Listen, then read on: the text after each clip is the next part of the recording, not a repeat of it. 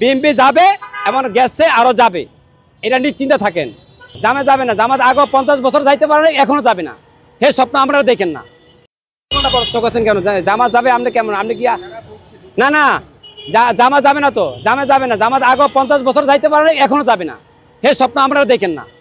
BNP যাবে এমন গেছে আরো যাবে, এটা নিশ্চিন্তে থাকেন। কথা বুঝেন? বিএনপি 3 বারের প্রধানমন্ত্রী, দেশের জন্য জীবন দিছে, দেশের জন্য সে মৃত্যুর পর্যায়ে লড়ছে। বিএনপির জন্য লোক আছে, জনগণ আছে, দেশের মানুষ আছে, আল্লাহ আছে। জামাতের লোক বলছে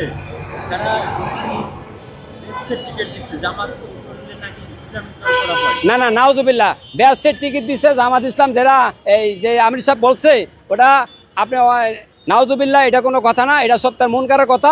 এটা তো আল্লাহ তাআলা কেউ মাফ করবে না। এই তার কথা করে সেরকি গুণ হয়েছে আমি মনে করি।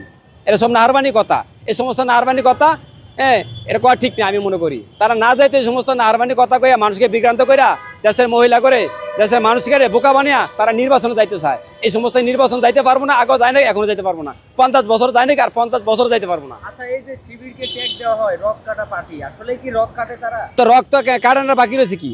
আপনি তারা যে তারা ছাত্র জন্য তারা দাঁড়িয়ে হালিয়া দেয়। তারা ওই ছাত্রদল সাথে দাঁড়িয়ে হালিয়া আমি ছাত্রদল করি, কিন্তু আসল তারা শিবির। কারণ শিবির নাহলে তার রক কীভাবে কাটে? শিবির নাহলে মানুষেরকে কীভাবে মারে?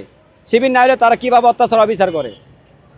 তারা আওয়ামী লীগের হার মানে, আওয়ামী লীগের লোক তো একটা আছে, তার কোনো ধর্মই নেই আমি মনে করি। ঠিক আছে?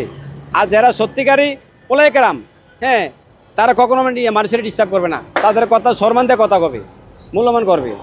মাদ্রাসার ছাত্র সব খারাপ না, মাদ্রাসার ছাত্র ভালো আমি মনে করি। যারা শিবির নামে, শিবির তো সব না, মনে কিছু আছে ক্যাডার বাহিনী আছে না, এই ক্যাডার বাহিনী তা করে তারা ডিস্টার্ব করে।